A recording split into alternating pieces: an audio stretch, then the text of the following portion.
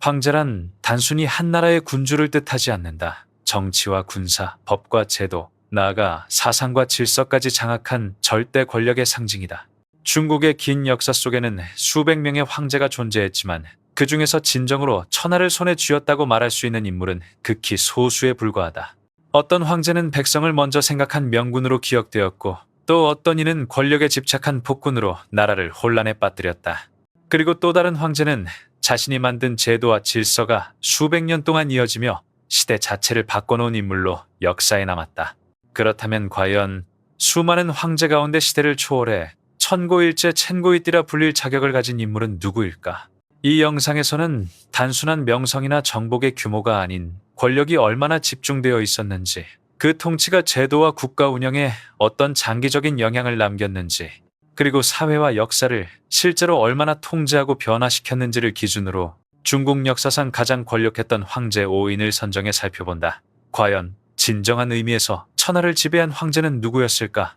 1위, 당태종 이세민. 당태종 이세민은 중국 역사에서 권력의 완성형에 가장 가까운 황제로 평가된다. 그의 통치는 단순히 강력했을 뿐 아니라 안정적이었고 지속 가능했으며 후대까지 모범으로 남았다. 힘으로 천하를 얻은 황제는 많았지만 천하를 잘 다스리는 법을 완성한 인물은 극히 드물다. 바로 그 점에서 이세민은 천고일제라는 칭호에 가장 어울리는 존재다. 이세민이 즉위한 당 초기는 결코 안정된 시기가 아니었다. 수나라 말기에 혼란을 수습하며 건국된 당나라는 여전히 내부적으로 불안했고, 주변에는 강력한 유목 세력과 경쟁 국가들이 존재했다. 그러나 당태종은 무력과 외교를 균형 있게 활용하며 국가의 기반을 빠르게 다져나갔다. 단순한 정복이 아니라 전쟁 이후의 통치와 질서를 함께 고민한 황제였다. 그의 치세는 흔히 정관의 치쟁관즈지라 불린다. 이는 단순한 미화가 아니라 실제로 정치, 경제, 사회 전반이 안정되고 번영했던 시기를 의미한다. 당태종은 황제 개인의 권력을 무한히 확장하기보다는 국가 시스템이 원활히 작동하도록 조율하는 데 집중했다. 그 결과 국정은 효율적으로 운영되었고 백성의 삶도 눈에 띄게 개선되었다. 정치적으로 당태종의 가장 큰 강점은 사람을 보는 눈과 권력을 나누는 용기였다. 그는 출신이나 과거의 적대 관계보다 능력과 충원을 중시했다. 자신을 비판하는 신하의 말이라도 국가를 위한 것이라면 기꺼이 받아들였고, 이를 통해 정책의 균형을 유지했다. 이는 황제 권력이 절대적인 시대에 매우 이례적인 태도였으며 국가 운영의 안정성을 크게 높였다. 또한 그는 법과 제도를 정비해 관료 체계를 체계적으로 완성했다. 황제의 명령이 자의적으로 휘둘리지 않도록 제도적 장치를 마련했고, 이는 권력이 한 사람에게 집중되면서도 폭주하지 않게 만드는 안전장치 역할을 했다. 한국 역사에서 세종대왕이 제도와 인재를 통해 국가를 안정시킨 방식과 비교해 볼 수 있는 대목이다. 군사적으로도 당태종은 뛰어난 전략가였다. 그는 직접 전장을 지휘한 경험을 바탕으로 군을 효율적으로 운용했고 무력 사용을 최후의 수단으로 삼았다. 주변 국가와의 관계에서도 단순한 정복보다 외교와 회유를 병행하며 장기적 안정에 초점을 맞췄다. 그 결과 당나라는 동아시아 국제 질서의 중심 국가로 자리 잡게 된다. 문화와 학문의 발전 역시 그의 통치에서 빼놓을 수 없다. 당태종은 학문과 교육을 적극 장려하며 역사 편찬과 경전 정리를 국가 차원에서 추진했다. 국자감을 정비하고 학자들을 후원함으로써 지식과 제도가 함께 성장하는 환경을 만들었다. 이러한 문화적 토대는 당나라가 단순히 강한 나라가 아니라 매력적인 문명국가로 인식되게 만든 핵심 요소였다. 이세민의 통치가 특별한 이유는 그의 사후에도 명확히 드러난다. 그가 마련한 정치적 틀과 인재 운영 방식은 한 세기 이상 유지되었고 당나라는 장기간 태평성대를 누렸다. 이는 그의 권력이 개인의 카리스마에 그치지 않고 제도와 문화로 전환되었음을 의미한다. 결국 당태종 이세민의 권력은 강압이 아닌 신뢰와 시스템 위에 세워진 권력이었다. 그는 천하를 정복한 황제가 아니라 천하가 스스로 굴러가게 만든 통치자였다. 이러한 점에서 그는 단순히 가장 강한 황제가 아니라 가장 완성도 높은 권력을 구현한 황제라 할 수 있다. 바로 이 이유로 당태종 이세민은 중국 역사상 가장 권력했던 황제로 평가되며 이번 순위에서 당당히 1위에 오른다. 그는 시대를 지배했을 뿐 아니라 시대를 설계한 황제였다. 2위, 칭기즈칸. 칭기즈칸은 중국 역사라는 틀을 넘어 인류 역사 전체에서 가장 강력한 영향력을 행사한 정복자로 평가된다. 그의 권력은 궁정이나 제도에서 비롯된 것이 아니라 전쟁과 승리, 그리고 압도적인 카리스마에서 탄생했다. 만약 권력의 기준을 영토의 크기와 군사적 지배력으로 본다면 칭기즈칸을 능가할 인물은 거의 존재하지 않는다. 12세기 말의 몽골 초원은 수많은 부족이 서로를 배신하고 다투는 약육강식의 세계였다. 칭기즈칸은 이 혼란 속에서 각 부족을 하나씩 제압하고 때로는 회유하며 통합해 나갔다. 1206년 그는 마침내 모든 몽골 부족을 통일하고 데칸의 자리에 오르며 몽골 제국의 탄생을 선포한다. 이 순간은 단순한 부족 연합의 성립이 아니라 세계사의 흐름을 바꾸는 출발점이었다. 칭기즈칸의 가장 두드러진 특징은 비범한 군사적 천재성이다. 그는 전통적인 귀족 혈통이나 출신을 중시하지 않았고 오직 능력과 전공에 따라 지휘관을 선발했다. 이는 몽골 군대를 극도로 효율적인 전투 집단으로 만들었다. 기동력, 정보 수집, 심리전, 그리고 철저한 명령 체계는 당시 어떤 국가도 따라올 수 없는 수준이었다. 그가 구축한 군대는 과학적이라 할 만큼 체계적이었다. 10명 단위로 구성된 십진 군사 조직은 지휘와 통제가 매우 용이했고 명령은 전장에서 단 한 치의 오차도 없이 실행되었다. 군율은 냉혹할 정도로 엄격했으며 명령 불복종이나 배신은 즉각적인 처벌로 이어졌다. 이러한 철의 규율은 몽골 군대가 극한의 상황에서도 붕괴되지 않는 핵심 요인이었다. 이 군사 시스템을 바탕으로 칭기즈칸은 중앙아시아를 넘어 중국 북부, 중동, 동유럽에 이르기까지 전례 없는 대규모 정복을 이뤄낸다. 몽골 제국은 단기간에 역사상 최대의 연속 영토 제국으로 성장했고 그 이름만으로도 수많은 나라가 공포에 떨었다. 그의 권력은 국경을 초월했고 유라시아 대륙 전체가 그 영향권 안에 들어갔다. 그러나 칭기즈칸은 단순한 파괴자만은 아니었다. 그는 제국을 유지하기 위해 최소한의 질서와 규범이 필요하다는 사실을 인식하고 있었다. 이를 위해 몽골의 관습법을 정리한 성문법을 제정했고 종교 문제에 있어서는 놀라울 정도로 관용적인 정책을 펼쳤다. 불교, 이슬람교, 기독교 등 다양한 종교가 공존할 수 있었고 이는 광대한 제국을 안정시키는 데 중요한 역할을 했다. 또한 그는 상업과 교역을 적극 장려했다. 실크로드를 중심으로 동서 교류가 활발해졌고 상인과 사절은 몽골의 보호 아래 비교적 안전하게 이동할 수 있었다. 이는 몽골 제국이 단순한 약탈 국가가 아니라 국제 교류의 매개체 역할을 했음을 보여준다. 한국 시청자의 관점에서 보면 이는 무력 중심의 정복자 이미지와 대비되는 흥미로운 대목이다. 그럼에도 불구하고 칭기즈칸의 권력에는 분명한 한계가 존재했다. 그의 지배는 철저히 개인의 위명과 군사적 성공에 의존했다.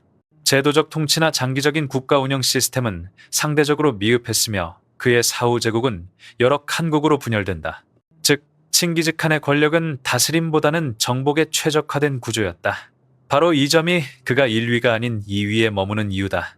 칭기즈칸은 세계를 정복했지만 정복한 세계를 하나의 안정된 체제로 장기 통치하지는 못했다. 그의 권력은 역사상 가장 강력했지만 그 지속성은 개인의 생명과 함께 약화될 수밖에 없었다. 그럼에도 불구하고 칭기즈칸은 의심의 여지 없이 인류 역사상 가장 두려운 권력자 중 한 명이다. 그의 이름은 오늘날까지도 정복과 절대적 힘의 상징으로 남아있다. 이러한 이유로 그는 중국 역사상 그리고 세계사 전체를 통틀어도 손꼽히는 권력자로 평가되며 이번 순위에서 2위의 이름을 올리게 된다. 3위 한무제. 한무제는 중국 역사에서 제국의 권력을 완성 단계로 끌어올린 황제로 평가된다. 그의 치세에 이르러 한나라는 더 이상 단순히 안정된 왕조가 아니라 정치, 군사, 사상 모든 면에서 동아시아 질서를 주도하는 초강대국으로 변모했다. 오늘날 우리가 떠올리는 중국 제국의 전형은 상당 부분 한무제 시대에 확립되었다고 해도 과언이 아니다. 한무제가 즉위했을 당시 한나라는 이미 기초적인 안정은 갖춘 상태였다.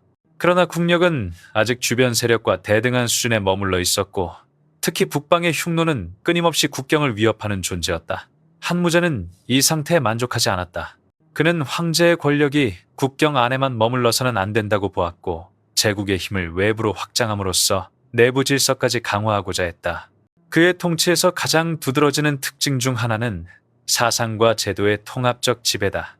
한무제는 유교를 국가의 공식 이념으로 격상시키며 천명과 도덕을 앞세운 통치 명분을 확립했다. 그러나 동시에 그는 법가적 통치 방식을 포기하지 않았다. 겉으로는 유교의 도덕을 내세웠지만 실제 행정과 권력 운영에서는 엄격한 법과 처벌을 적용했다. 이는 사상적으로는 백성을 설득하고 제도적으로는 관료를 통제하는 이중 구조였으며 매우 효과적인 통치 전략이었다. 이러한 체제는 황제 권력을 눈에 띄게 강화했다. 관료들은 유교적 명분 아래 황제에게 충성을 맹세했지만 법가적 규율 속에서 언제든 처벌될 수 있는 존재였다. 결과적으로 모든 권력의 중심은 황제에게 집중되었고 이는 이후 중국 왕조들이 반복적으로 채택하는 통치 모델이 된다. 한국 역사에서 조선이 성리학을 국시로 삼으면서도 강력한 왕권을 유지했던 구조와도 비교할 수 있는 대목이다. 군사적으로 한무제는 극도로 공격적인 정책을 펼쳤다. 그는 흉노를 단순히 방어하는 수준에서 벗어나 적극적으로 토벌해야 할 대상으로 규정했다. 대규모 원정이 반복되었고 그 결과 한나라는 북방에서 주도권을 확보하며 국경을 대폭 확장한다. 이 과정에서 중앙아시아로 이어지는 교통로가 열렸고 훗날 실크로드로 발전하는 기반이 마련되었다. 이는 단순한 영토 확장이 아니라 국제 질서를 재편한 사건이었다. 한무제 시대에 한나라는 정치 군사뿐 아니라 문화와 학문 면에서도 비약적인 발전을 이룬다. 그는 유학 교육을 체계화하고 인재 선발 제도를 정비했으며 역사 기록과 학문 연구를 적극 장려했다. 천문학, 의학, 지리학 등 다양한 분야에서 성과가 축적되었고 국가가 지식 생산을 관리하고 후원하는 구조가 자리 잡았다. 이는 제국의 권력이 단순한 무력에만 의존하지 않았음을 보여준다. 그러나 이러한 강력한 제국 운영은 막대한 대가를 요구했다. 잦은 전쟁과 대규모 군사 동원은 백성들에게 큰 부담을 안겼고 군율은 극도로 엄격했다. 전투에서 패배한 장수는 상황이나 병력 열세와 상관없이 중형을 피하기 어려웠다. 이는 군대의 긴장도를 유지하는 데에는 효과적이었지만 동시에 공포에 기반한 지휘 체계를 만들기도 했다.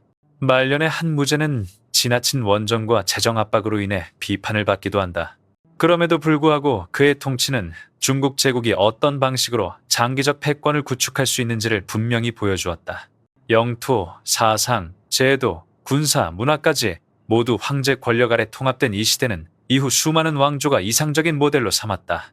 이러한 이유로 한무제는 단순히 강한 황제가 아니라 제국 권력의 구조와 방향을 결정지은 인물로 평가된다. 그는 천하를 확장했을 뿐만 아니라 그 천하를 지배하는 방법까지 제시했다. 바로 그 점에서 한무제는 중국 역사상 가장 권력했던 황제 중 한 명으로 꼽히며 이번 순위에서 3위에 오르게 된다. 4위, 진시황. 진시황은 중국 역사에서 황제라는 개념 자체를 처음으로 만들어낸 인물이다. 그 이전까지 중국의 통치자는 왕맘에 불과했지만 진시황은 스스로를 황제라 칭하며 인간의 질서를 넘어선 절대적 존재로 자리매김했다. 이 한 단어의 변화는 단순한 호칭의 문제가 아니라 이후 2000년 이상 지속될 중국 제국 통치 구조의 출발점이었다. 기원전 3세기 중국 대륙은 수백 년 동안 이어진 전국시대의 혼란 속에 놓여 있었다. 수많은 나라가 서로를 멸망시키기 위해 끊임없이 전쟁을 벌였고 백성들은 전란에 지쳐 있었다. 진시황은 이러한 시대적 혼란을 끝내기 위해 압도적인 군사력과 냉혹한 정치 판단을 앞세워 6나라를 차례로 정복했다. 기원전 221년 그는 마침내 천하를 통일하며 중국 역사상 최초의 통일제국을 완성한다. 진시황의 가장 큰 업적은 단순한 통일이 아니라 통일 이후의 지배 방식에 있었다. 그는 봉건적 분권 체제를 철저히 부정하고 모든 권력이 중앙에 집중되는 군현제를 전면적으로 시행했다. 지방관리는 혈통이나 세습이 아니라 중앙에서 임명되어 황제의 명령을 수행하는 존재였다. 이는 왕조가 바뀌어도 반복해서 계승되는 중국식 중앙집권 국가의 기본 모델이 되었다. 또한 진시황은 통일 국가를 유지하기 위해 사회 전반에 걸친 전면적 표준화 정책을 단행했다. 지역마다 달랐던 문자 체계를 하나로 통일했고 화폐와 도량형, 도로의 규격까지 일원화했다. 이러한 정책은 경제활동과 행정 효율을 비약적으로 향상시켰으며 하나의 중국이라는 개념을 현실로 만들었다. 오늘날까지도 중국 문화권이 공유하는 기본적 틀의 상당 부분은 이 시기에 확립되었다고 볼 수 있다. 진시황의 통치는 거대한 토목 사업으로도 상징된다. 북방 유목민족의 침입을 막기 위해 축조된 만리장성, 그리고 사후 세계까지 지배하고자 했던 듯한 거대한 능묘는 그의 절대 권력을 시각적으로 보여주는 상징물이다. 수많은 인력과 자원이 동원되었고 이는 제국의 위험을 드러내는 동시에 백성들에겐 큰 고통을 안겨주었다. 그러나 진시황의 통치는 빈만큼이나 짙은 그림자를 남겼다. 사상 통제를 위해 시행된 분서갱요, 즉 책을 불태우고 유학자들을 탄압한 정책은 대표적인 실패 사례로 꼽힌다. 이는 다양한 사상과 비판을 차단하고 오직 황제의 질서만을 강요하는 공포 정치였다. 법과 사상을 기반으로 한 강압적 통치는 단기간에는 효과를 발휘했지만 장기적으로는 민심을 완전히 잃는 결과를 낳았다. 말년의 진시황은 불로장생에 집착하며 점점 비현실적인 판단을 내리기 시작했다. 전국을 순행하며 신선과 영생의 비법을 찾았고 그 과정에서 국정은 점차 혼란에 빠졌다. 결국 그의 죽음 이후 진나라를 떠받치던 강압적 시스템은 급속도로 붕괴되었고 각지에서 반란이 일어났다. 그 결과 진나라는 진시황 사후 불과 3년 만에 멸망하고 만다. 이러한 역사는 진시황 권력의 본질을 명확히 보여준다. 그는 전례 없는 권력을 손에 쥔 황제였지만 그 권력은 오직 한 개인에게만 의존한 구조였다. 제도는 강력했으나 유연하지 못했고 공포는 질서를 만들었지만 충성을 낳지는 못했다. 그럼에도 불구하고 진시황은 중국 역사에서 결코 빼놓을 수 없는 존재다. 그가 만든 중앙집권 제국의 틀은 이후 수많은 왕조가 답습했고 황제국가라는 개념 자체를 영원히 각인시켰다. 바로 이러한 이유로 진시황은 중국 역사상 가장 권력했던 인물 중 한 명으로 평가되며 이번 순위에서 4위에 자리하게 된다. 5위, 주원장. 주원장은 중국 역사에서 가장 극적인 인생 궤적을 지닌 황제 중 한 사람이다. 황제라는 자리에 오르기 전 그는 귀족도 명문가 출신도 아니었다. 가난한 농민의 아들로 태어나 어린 시절부터 굶주림과 유랑을 반복했고 한때는 걸식으로 연명해야 할 정도로 처참한 삶을 살았다. 이러한 출신 배경 때문에 주원장은 흔히 밑바닥에서 천하를 손에 넣은 인물, 즉 스스로 운명을 개척한 황제의 상징으로 평가된다. 14세기 중반 원 말기의 중국은 극심한 기근과 천재지변, 전염병이 겹치며 사회 질서가 붕괴된 상태였다. 몽골족이 세운 원나라는 민심을 완전히 잃었고 각지에서 농민 반란이 들불처럼 일어났다. 이 혼란 속에서 주원장은 홍건적 세력에 가담하며 본격적으로 역사 무대에 등장한다. 처음에는 이름 없는 병사에 불과했지만 뛰어난 판단력과 정치 감각 그리고 사람을 끌어당기는 카리스마로 빠르게 두각을 나타냈고 결국 반란군의 핵심 지도자로 성장하게 된다. 주원장이 가진 가장 큰 강점은 단순한 무력이 아니라 권력을 조직하고 집중시키는 능력이었다. 그는 경쟁 세력을 하나씩 제거하며 세력을 확장했고 마침내 북벌에 성공해 몽골 세력을 중원 밖으로 몰아냈다. 1368년 주원장은 원나라를 멸망시키고 명나라를 건국하며 황제에 오른다. 이는 약 한 세기 가까이 이어졌던 이민족 지배를 끝낸 사건으로 한족 중심의 질서를 회복했다는 점에서 역사적 의미가 매우 크다. 황제가 된 이후 주원장은 국가 운영에 있어 극단적일 정도로 강력한 중앙 집권 체제를 구축했다. 그는 재상 권력을 대폭 축소하고 황제 개인에게 권력이 집중되는 구조를 만들었다. 모든 행정과 군사 권한은 궁극적으로 황제에게 귀속되었으며 이는 이후 명나라 정치의 기본 틀이 되었다. 이러한 통치는 안정성을 높였지만 동시에 황제 개인의 의지에 따라 국가 전체가 움직이는 위험한 구조이기도 했다. 주원장의 통치에서 빼놓을 수 없는 요소는 바로 법치주의이다. 그는 대명률을 제정하며 법에 의한 통치를 강조했다. 이 법전은 백성과 관리 모두에게 적용되는 엄격한 규범이었으며 애매한 해석의 여지를 최소화하도록 구성되었다. 주원장은 관리들이 법의 빈틈을 이용해 사익을 챙기는 것을 극도로 경계했고 이를 막기 위해 법 조문 하나하나에 직접 관여할 정도로 집요했다. 한국의 시청자 관점에서 보면 이는 조선 초 태조 태종 시기의 강력한 왕권 강화와도 유사한 측면이 있다. 또한 그는 농민 출신 황제답게 민생, 특히 농업의 회복을 국가 운영의 최우선 과제로 삼았다. 전란으로 황폐해진 토지를 복구하고 농민에게 토지를 분배하며 세금 부담을 완화했다. 이러한 정책 덕분에 명나라 초기 사회는 비교적 빠르게 안정을 되찾았고 생산력 역시 점차 회복될 수 있었다. 이 시기의 안정은 이후 명나라가 장기간 존속할 수 있는 토대가 되었다. 그러나 주원장의 권력은 동시에 극단적인 공포 정치로 이어졌다. 그는 권력을 위협할 가능성이 있다고 판단되면 과거의 공신이라 할지라도 가차없이 제거했다. 건국에 기여한 수많은 개국 공신들이 숙청되었고 연좌제가 적용되어 그 가족과 측근까지 희생되는 경우도 많았다. 부정부패를 척결한다는 명분 아래 행해진 처형은 때로는 지나치게 잔혹했으며 이는 후대 역사학자들에게 큰 논쟁의 대상이 된다. 이러한 양면성 때문에 주원장은 평가가 극명하게 갈리는 황제다. 한편으로 그는 혼란의 시대를 끝내고 질서를 세운 위대한 건국 황제이며 다른 한편으로는 극단적인 불신과 폭력으로 권력을 유지한 냉혹한 통치자이기도 하다. 그러나 분명한 사실은 그가 행사한 권력이 개인의 손에 얼마나 집중될 수 있는지를 극명하게 보여주었다는 점이다. 바로 이러한 이유로 주원장은 중국 역사상 가장 권력이 강력했던 황제 중 한 명으로 평가되며 이번 순위에서 5위에 오르게 된다. 그의 통치는 권력이란 무엇인가라는 질문에 대해 가장 극단적이면서도 현실적인 답을 남긴 사례라 할 수 있다.